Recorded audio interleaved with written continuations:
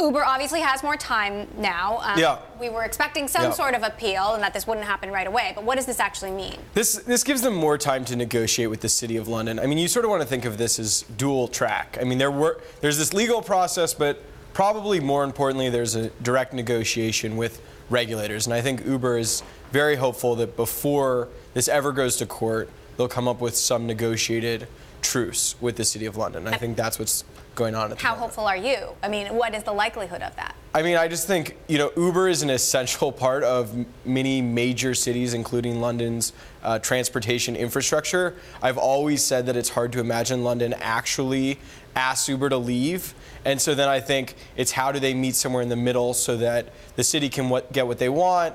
I think Uber under Dara Khosrowshahi is certainly much more willing to negotiate and try and come to sort of a negotiated settlement with cities. So I think there will be a resolution. It's just a matter of finding some happy place in the middle.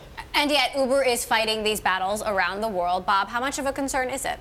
Well, I mean, the issue is when they come up with these compromises, which obviously they're going to have to do, how much does that impact their business model? I mean, it seems to me that some of the steps they're going to have to take are going to have to involve things where they provide perhaps some kind of benefits to the drivers or other kinds of things that I think have an impact on the way the company is valued. So I think long term, as they create these compromises, which they're going to have to do, it will impact the long-term evaluation of the company. Could something like that be part of this compromise?